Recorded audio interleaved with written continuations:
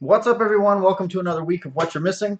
We've got a lot to talk about, what with BlizzCon going on and all sorts of other things that looked interesting this week. So I'm just going to jump right into it because I mentioned it. BlizzCon happened last week, and there's some news that came out. They announced a new IP. Those of you that have been watching for a while may remember that they canceled an MMO that they've been working on for a long time called Titan, and we heard about that a couple months ago. Turns out they took some of what they had from Titan and it was implemented into this new game that they are calling Overwatch. And Overwatch is a 6 versus 6 team-based first-person shooter. So you have like 12 characters to choose from, and I would guess each of them have various abilities. And yeah, for my own personal opinion, because that's what you're here for, at least in some respect, I I'm surprised, honestly, because Blizzard is about as far from first-person shooters as you can get on the spectrum. I mean, all of their various IPs are extremely successful, um, and yeah, I would have thought that they would have done something, yeah, sure, different, but not an FPS. I don't know, but we'll have to see how it goes. I will probably, or almost definitely, not be playing something that is purely PvP or people versus people, or a deathmatch style thing. It's just not my style, although I'm getting more into it in Destiny. But as you know, Destiny is the exception, not the rule for me. So, um, to their credit, Blizzard, because they've caught some flack over the last short while, not only at the beginning of BlizzCon did they come out and make a statement against hatred and harassment online, which, okay, good for you. It's really easy to say, but it's not as easy to back up and enforce. And I know they've got a lot of online worlds and forums and systems that they need to monitor and to sort of control for that. And so I think their actions will speak louder than words if they actually are committed to that. Um, but for Overwatch, and there's like a little animated short that they released that's, I guess, a trailer, but Blizzard has always done extremely well making fantastic trailers and CGI videos and things like that. So it's no surprise that that was really well done. Somebody described it as very similar to like a Pixar short, and that's basically what it is. So they said that they're trying for a diverse cast and that, quote, it wants players to feel well represented by its cast of men and women and robots and gorillas. So I know at least one person who refuses to buy games that won't let her play as a woman, and so especially in light of all that's been going on in the industry thus far in the last few months, it's nice to see that people are actually designing games with that in mind and trying to be inclusive in the game that they're creating. So another quote, I think we're clearly in an age where gaming is for everybody, he continued. We build games for everybody. We want everybody to come and play. Increasingly, people want to feel represented from all walks of life, boys and girls, everybody. We feel indebted to do our best to honor that. There's a lot of room for growth, but specifically with Overwatch over the past year, we've been very cognizant of trying not to over-sexualize the female characters. I don't know that we've over-sexualized the male characters, but it's something that we're very sensitive to. So good for you, Blizzard. It's nice that you're listening and taking steps to try to sort of change the way that the industry is going right now. In addition, also coming from BlizzCon is news of the next StarCraft game. And the reason why I'm calling it the next StarCraft game instead of the next StarCraft 2 expansion is that it's said specifically that Legacy of Void, or StarCraft 2 Legacy of Void, is not an expansion, but a standalone product. So it's focused on the Protoss. It sure looks like an expansion. It sounds like an expansion. The name smells like an expansion. So, but it's not an expansion. But what are you gonna do? So that's what's new. There was stuff that came out about Hearthstone, and they made announcements about their expansion to World of Warcraft, and so that's all fine and good. I didn't pull anything out of that because it didn't strike my fancy. And that's why we're here, because my fancy got struck.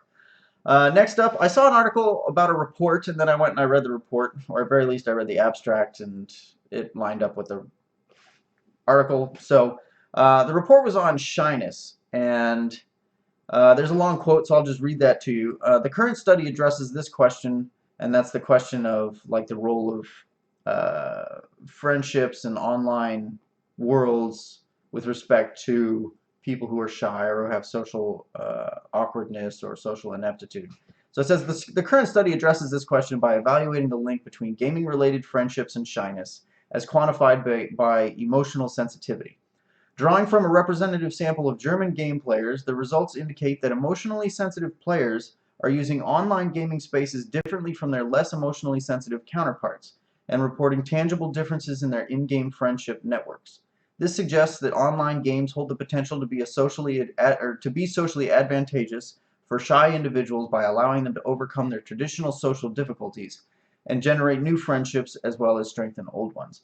The reason why this whole thing jumped out at me is because that's very much the way I am. It talks about how certain types of people have fewer friends in real life or a smaller social circle in real life, but along with that they have a larger group of closer friends online that sort of form what would probably be an average sized circle of friends. So I thought that was really interesting, and it spoke to me because I'm one of those people. So I'll post the link down at the bottom if you want to read about it. You're more than welcome to. I've talked a lot about Star Citizen. There's another game called Elite Dangerous that is also a spaceflight sim that's been developed over time, as games are developed over time. I know that's stupid to say, but regardless, the two have been compared quite a bit over the years, and Elite Dangerous finally got a release date, and it's looking like it's coming out on December 16th this year, so that's pretty exciting. I know Star Citizen won't be out until at least 2016, so that gives you 2 years to play Elite Dangerous and not feel like a traitor.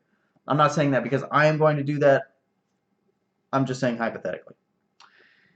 And lastly, I know we've talked a lot about Gamergate, and on the blog I wrote a long thing sort of interpreting a video that I saw on it that I thought was a very good video. And a few updates. After Brianna Wu went on Twitter and made it very clear that she was doing everything she could to create or to bring consequences to the people creating death threats or sending her death threats, including that she's offering a reward for information that leads to the capture and identification of the people responsible for the death threats, as well as tweeting a picture of a jail cell and talking at length. I've followed her since all of this started and I became aware of her.